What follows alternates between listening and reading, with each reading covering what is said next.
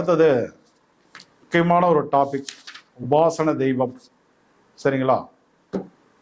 So உபாசன தெய்வம்னா என்ன அப்படின்னா, நம்ம ஒரு தெய்வத்தை விரும்பி வழிபாடுகள் எடுக்கிறோம்.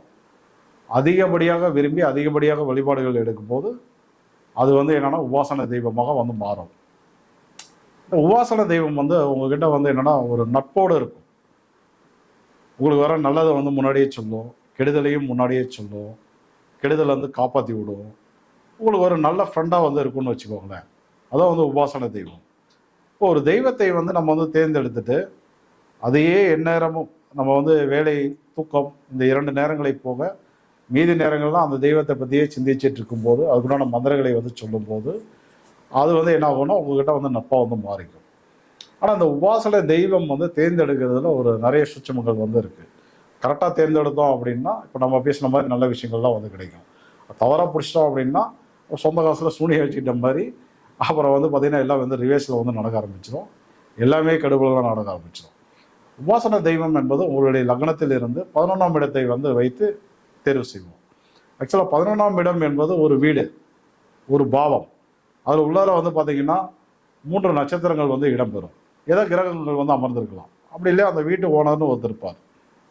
ஸோ இதில் எந்த நட்சத்திரம் நமக்கு யோகமாக இருக்குது, உட்காந்துருக்க கிரகம் ஏதாவது யோகமாக இருக்கா, வீட்டு ஓனர் நல்லவராக இருக்காரா, ரொம்ப நல்லவராக இருக்காரா, இல்லை யார் பெஸ்ட் அப்படின்னு பார்த்துட்டு அந்த உபாசன தெய்வம் எடுத்தீங்கன்னா ரொம்ப ரொம்ப நல்லது. இதை நீங்கள் பிறந்த திதி, நாமயோகம், கரணம், முடகதோஷம் இதையெல்லாம் கனெக்ட் பண்ணீங்க அப்படின்னா ஈஸியாக கண்டுபிடிக்கலாம். இப்போ உதாரணத்துக்கு பார்த்தீங்க அப்படின்னா இப்போ நீங்கள் மேஷ லக்னத்தில் பிறந்திருக்கீங்க. 11ஆம் இடம் என்ன வரும்? கும்பமாக வரும். கும்பத்தில் என்னென்ன நட்சத்திரங்கள் இருக்குது? அவிட்டம், சதயம், புரட்டாதி நட்சத்திரங்கள் இருக்குது. இப்போ அவிட்ட நட்சத்திரம் உங்களுக்கு யோகமாக இருக்கா இல்லையா அப்படின்னாக்க, இப்போ நீங்கள் சுகர்மம், சித்தி, பிராமியன் நாம யோகம் பௌகர்ணத்தில் தான் பிறந்திருந்தீங்க அப்படின்னா அது யோகமாக இருக்குன்னு முடிவு பண்ணிக்கலாம். அப்போ அவிட்டத்துக்கு உண்டான கடவுள் யார்? இந்திராணி. இப்போ அதுவே அடுத்த நட்சத்திரம் சதயம். இப்போ சதயம் ராகுவுடைய நட்சத்திரம் இல்லையா? இப்போ திருதி, வேதி, பாதம், மகேந்திரா, பாலவகரணம், நாகவகரணம் இதெல்லாம் பிறந்திருந்தீங்கன்னா அந்த சதயம் யோகமாக இருக்குது. உங்களுக்கு யோகமான கடவுள் யமதர்மன். அதே உபாசன தெய்வமாக பிடிச்சிக்கலாம் நீங்கள். இப்போ அடுத்த நட்சத்திரம் பார்த்தீங்கன்னா புரட்டாதி. இப்போ சூலம், வரியான், வைத்திருதி, சதுஸ்பாதகரணம் இப்படிலாம் பிறந்திருந்தீங்க அப்படின்னா அந்த புரட்டாதிக்கு உண்டான அதிதேவதை உங்களுக்கு குபேரன். குபேரன் உபாசன தெய்வமாக பிடிச்சிக்கலாம். இப்படி தான் நம்ம தேர்வு பண்ணணும். முதல்ல 11ஆம் பாவத்தில் எந்த நட்சத்திரம் இருக்குது, யார் யோகமாக இருக்காங்க, அந்த வீட்டில் எந்த கிரகம் இருக்குது, வீட்டு ஓனர் யார், இதையெல்லாம் வச்சு நீங்கள் பிறந்த அந்த யோகி, உபயோகி, கரணம் இதெல்லாம் வச்சு எடுத்தீங்க அப்படின்னா ரிசல்ட் பக்காவாக இருக்கும். ஸோ இப்போ உதாரணத்துக்கு பார்த்தீங்க அப்படின்னா நீங்கள் விஸ்கம்பம், கண்டம், பரிகம், நாமயோகம், கௌலகரணம், சகுனிகரணம் இதெல்லாம் பிறந்திருந்தீங்க அப்படின்னா உங்களுக்கு சனியுடைய நட்சத்திரங்கள் பூசம், அனுசம், உத்திரட்டாதி, சனி இவங்கெல்லாம் அதிக யோகத்தை தருவாங்க. 11ஆம் பாவத்துக்குள்ளார ஒரு நட்சத்திரம் வருது, அல்லது சனியே உங்களுக்கு 11ஆம் பாவத்தில் இருக்காரு, அல்லது சனியே 11ஆம் இட அதிபதியாக வந்துட்டாருன்னா நீங்கள் அவரே உபாசன தெய்வமாக எடுத்துக்கோங்க. சரிங்களா? இப்போ 27 நட்சத்திரத்துக்கு உண்டான தெய்வங்கள் என்ன அப்படின்னு பார்த்தலாம். இப்போ அஸ்வினினா சரஸ்வதி, பரணினா துர்க்கை, கிருத்திகைனா கார்த்திகை பெண்கள், ரோகிணினா கிருஷ்ணர், மிருகசேஷனா சோமஸ்கந்தர், சந்திரமௌலீஸ்வரர், சந்திரசூடேஸ்வரர், திருவாதிரைனா தில்லை நடராஜர், புடப்பூசம்னா ராமர், பூசம்னா குரு பகவான், ஆயில்யம் அப்படின்னா ஆதிசேஷன், மகம் அப்படின்னா உங்களுக்கு சுக்கிரன், பூரம்னா ஆண்டாள் பார்வதி, உத்திரம்னா ஐயப்பன், அஸ்தம்னா சூரியன், சித்திரைனா காமாட்சி, சுவாதினா லட்சுமி நரசிம்மர், விஷாகம்னா முருகன், அனுசம்னா லட்சுமி நாராயணன், கேட்டைனா இந்திரன். இப்போ அடுத்தது மூலம் அப்படின்னா ஆஞ்சநேயர், பூராடம்னா வருண பகவான், உத்திராடம் அப்படின்னா விநாயகர், திருவோணம்னா மகாவிஷ்ணு, இப்போ அவிட்டம்னா இந்திராணி, சதயம்னா யமன், புரட்டாதினா குபேரன், உத்திரட்டாதிக்கு காமதேனு, ரேவதிக்கு அரங்கநாதன். இப்போ இந்த ஒவ்வொரு தெய்வத்துக்கும் ஒவ்வொரு நட்சத்திரத்துக்கும் உண்டான அதிதேவதை யார் அப்படிங்கிறத நம்ம தெரிஞ்சுக்கிட்டோம். இப்போ 11ஆம் பாவத்தில் வரக்கூடிய நட்சத்திரங்கள், இருக்கக்கூடிய கிரகங்கள், வீட்டு ஓனர் அதை நீங்களே பார்த்துக்கோங்க. உங்கள் ஜாதகத்தை எடுத்து பார்த்தீங்கன்னா தெரிஞ்சு போயிடும்.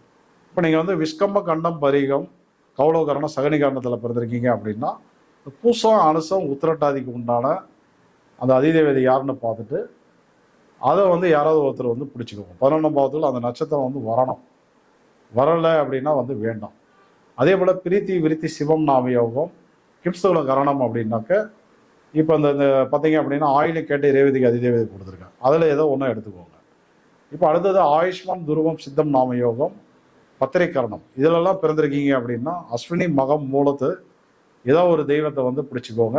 ஆனால் வந்து இந்த நட்சத்திரம் வந்து 11ஆம் பாவத்துக்கு உள்ளார வந்து வந்திருக்கணும். அல்லது அந்த கேது கூட 11ஆம் பாவத்தில் இருக்கலாம். சரிங்களா? இப்போ அடுத்தது வந்து சௌபாகியம் வியாகாதம் சாத்தியம் தைத்துளை கரணம். இதுக்கு வந்து பரணை பூரம் பூராடம் 11ஆம் பாவத்துக்குள்ள வருதான்னு பாருங்க. அந்த அதிதேவதை வந்து யூஸ் பண்ணுங்க. இப்போ வந்து 11ல் வந்து சுக்கிரன் இருக்கலாம். 11ஆம் வீடு அதிபதியாக சுக்கிரன் வந்து இருக்கலாம். அப்போ நீங்கள் என்ன பண்ணலாம்? டைரெக்டாக வந்து மகாலட்சுமியை போய் பிடிச்சிக்கலாம். இப்போ சூரியனா வந்து சிவன், சந்திரனா வந்து ஆதிபராசக்தி அல்லது வந்து கிருஷ்ணர், செவ்வாய்னா வந்து முருகன் நரசிம்மர், புதன்னா வந்து மகாவிஷ்ணு, அடுத்து வந்து குருனா வந்து உங்களுக்கு வந்து குருவாயூரப்பன், ராமர், திருச்செந்தூர் முருகன், இதில் யாரை வேணாலும் பிடிக்கலாம். இப்போ அடுத்தது வந்து பார்த்தீங்கன்னா சுக்கிரனா வந்து மகாலட்சுமி, சனினாக்க சனீஸ்வரன், காவல் தெய்வங்கள். அதே போல் ராகு அப்படின்னா புற்றுடன் இணைந்த அம்மன், அது எந்த அம்மனாக வேணாலும் இருக்கலாம். கேதுனா விநாயகர், ஜீவசமாதிகள், ஆஞ்சநேயர். கிரகத்துக்கு சொல்லியாச்சு, நட்சத்திரத்துக்கு சொல்லியாச்சு.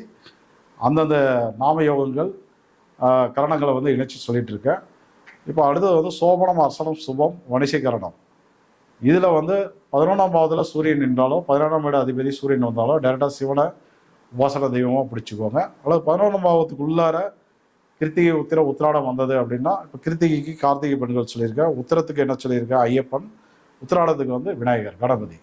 இப்போ கார்த்திகை பெண்கள் இப்போ டைரெக்டாக நீங்கள் வந்து கார்த்திகை பெண்களுக்குன்னு கோவில்கள் வந்து கிடையாது. அப்போ நம்ம என்ன பண்ணலாம் அப்படின்னா இப்போ வந்து திருவண்ணாமலை ஒரு வந்து பார்த்தீங்கன்னா தீப சம்பந்தப்பட்ட வழிபாடு. ஸோ வேறு என்ன சொல்லலாம்? கார்த்திகை தீபங்கள் ஏற்றக்கூடிய ஃபேமஸான முருகன் கோவில், அதில் யாராவது ஒருத்தர் வந்து உபாசன தெய்வமாக நீங்கள் வந்து எடுத்துக்கலாம். அதே போல் உங்களுக்கு வந்து பார்த்தீங்கன்னா அதிகண்டம், வஜ்ரம், சுப்பிரம் இந்த நாமயோகத்தில் பிறந்தவர்களுக்கு சந்திரன் வந்து யோகி, கரசை கரணத்தில் பிறந்தவர்களுக்கு சந்திரன் வந்து யோகி. அப்போ சந்திரன் வந்து யோகமாக வரக்கூடிய ரோகிணி, அஸ்தம், திருவோண நட்சத்திரங்கள் 11ஆம் பாவத்துக்குள்ளார வந்தது அப்படின்னா அதையும் நீங்கள் வந்து உபாசன தெய்வமாக எடுத்துக்கோங்க. அதே அடுத்தது வந்து சுகர்மம், சித்தி, பிராமியம், அப்புறம் வந்து செவ்வாய், ஸோ வந்து பவகரணம், இதெல்லாம் வந்து பார்த்தீங்க அப்படின்னா மிருகசீரிடம், சித்திரை, அவிட்டம் 11ஆம் பாவத்துக்குள்ளே வருதான்னு பாருங்கள். அப்படி இல்லையா செவ்வாய் வந்து 11ல் நிற்கிறாரான்னு பாருங்கள். அப்படி இல்லை அப்படின்னா 11ஆம் வீடு அதிபதி செவ்வாயாக வராரான்னு பாருங்கள். அப்படிலாம் இருந்தது அப்படின்னா அந்த மிருகசீரிசத்துக்கு உண்டான சோமஸ்கந்தர், சித்திரைக்கு வந்து காமாட்சி, அடுத்தது வந்து பார்த்தீங்க அப்படின்னா அவிட்டத்துக்கு வந்து இந்திராணின்னு சொல்லியிருக்கோம். இந்திராணிக்கு கோவில்கள் வந்து கிடையாது, இந்திராணி வழிபட்ட இடங்கள்னு இருக்குது. ஸோ அதை வந்து நம்ம வந்து எடுத்துக்கலாம். சரிங்களா? அடுத்து திருதி, வியதிபாதம், மகேந்திர நாம யோகம், பாலவகரணம், நாகவகரணம். ஸோ இதெல்லாம் உங்களை நீங்கள் பிறந்திருக்கீங்க அப்படின்னா திருவாதிரை, சுவாதி, சதயம் 11ஆம் பாவத்துக்குள்ளார வருதான்னு பாருங்கள். சப்போஸ் வந்தது அப்படின்னா தில்லை நடராஜர், சுவாதிக்கு வந்து லட்சுமி நரசிம்மர், சதயத்துக்கு வந்து டைரெக்டாக யமதர்மராஜா. 11ஆம் பாவத்தில் ராகு நிற்கிறாரா, புற்றுடன் இணைந்த ஒரு அம்மனை வந்து நீங்கள் வந்து உபாசன தெய்வமாக பிடிச்சிக்கலாம். ஸோ அடுத்தது வந்து சூளம், வரியான், வைத்திருதி, சதுஸ்பாத கரணம். இதிலெல்லாம் நீங்கள் பிறந்திருக்கீங்க அப்படின்னா புனர்பூசம், விசாகம், பூரட்டாதி உங்கள் லக்னத்தில் வந்து 11ஆம் வீட்டுக்குள்ளார அந்த நட்சத்திரங்கள் வருதான்னு பாருங்கள். குரு 11ஆம் பாவத்தில் இருக்காரான்னு பாருங்கள். குரு வந்து 11ஆம் வீடு அதிபதியாக வந்திருக்காரான்னு பாருங்கள். அப்படி குரு வந்துட்டாரு அப்படின்னா நீங்கள் வந்து இந்த குருவாயூரப்பன், ராமர், திருச்செந்தூர் முருகன் இவர்களில் வந்து நீங்கள் வந்து யாரையாவது ஒருத்தர் வந்து உபாசன தெய்வமாக எடுத்துக்கலாம். அப்படி இல்லை அப்படின்னா அந்த நட்சத்திரங்கள் வந்துருச்சு அப்படின்னாக்க நீங்கள் என்ன பண்ணலாம் அப்படின்னா ராமரை வந்து உபாசன தெய்வமாக பிடிக்கலாம், முருகனை பிடிக்கலாம், குபேரனையும் பிடிச்சிக்கலாம். இது வந்து கடன்னு சொல்லியிருக்கேன். ஓரளவுக்கு அஸ்ட்ராலஜி தெரிஞ்சால் உங்களுக்கு வந்து புரியும். அப்படி இல்லை ஒரு அப்பாயின்மெண்ட் எடுத்து ஃபுல் டீட்டெயிலாக தெரிஞ்சுக்கோங்க.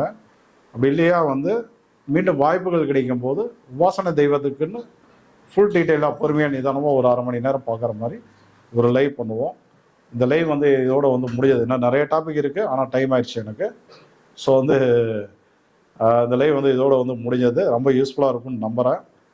ஆக்சுவலாக நம்ம பேசினது எல்லாமே வந்து நிறைய லைவ் வந்து நீங்கள் வந்து பார்க்கலாம். அதான் இது வந்து அப்படி கிடையாது, விளையாட்டாக எடுத்துக்காதே. ரொம்ப அக்யூரேட்டாக பலன் தரக்கூடிய நிறைய விஷயங்களை வந்து பார்த்துருக்கோம். ரொம்ப பயனுள்ளதாக இருக்கும்னு நம்புகிறேன். நன்றி, வணக்கம். அதே போல் 3ஆம் தேதி வகுப்பு வந்து நடைபெறுகிறது. முழுக்க முழுக்க சுய தொழில், வேலை வாய்ப்பு, பார்ட்னர்ஷிப்பு, சொந்த தொழில், ஷேர்ஸு, வெளிநாடு சார்ந்த யோகம், வெளிநாடு குடியுரிமை, மருத்துவம் படிக்கலாமா, யார் வந்து டாக்டர் ஆவாங்க, மருத்துவத்தில் என்னென்ன பிரிவுகள் வந்து இருக்குது, ஸோ வந்து தொழில் சார்ந்து அரசு வேலை வாய்ப்பு இருக்கா, ஸோ தொழில் சார்ந்து என்னென்ன கேள்விகள் இருக்கோ அத்தனைக்கும் உண்டான விடைகள் அந்த வகுப்பில் வந்து கிடைக்கும். வகுப்புக்குரிய கட்டணம் ஜஸ்ட் ஒரு 1500 ரூபா தான். நைட்டு இரவு வந்து 7லேருந்து 8:30 மணி வரை ஜூம் மீட்டில் ஆன்லைன் கிளாஸ். அன்னன்னைக்கு வீடியோ வந்துடும். வீடியோ பார்த்துட்டு டவுட் கேட்குறதுனால நீங்கள் வந்து கேட்டுக்கலாம். இதுக்கு ஜோதிடராகவும் இருக்கலாம், படிச்சுட்டும் இருக்கலாம், ஜோதிடம் படிச்சுட்டும் இருக்கலாம். எங்களுக்கு ஜோசியமே தெரியாது நாங்கள் வெள்ளமானோம், தாராளமாக வந்து வரலாம். ஒரு எளிமையான விதிகளுடன் தெளிவான மிக சிறந்த ஒரு வகுப்பாக வந்து அமையும். வாழ்வியல் பரிகாரங்கள் நிறைய வந்து உங்களுக்கு கிடைக்கும். கோவில் பரிகாரங்கள் நிறைய கிடைக்கும். மிக சிறந்த தீர்வுகள் வந்து கிடைக்கும். வகுப்பில் கலந்து கொள்பவர்களுக்கு அவங்களுடைய ஜாதகத்தை போட்டு, அவங்க குடும்ப ஜாதகத்தை போட்டு விளக்கங்கள் வந்து தரப்படும், பரிகாரங்கள் வந்து தரப்படும். சரிங்களா? நன்றி, வணக்கம்.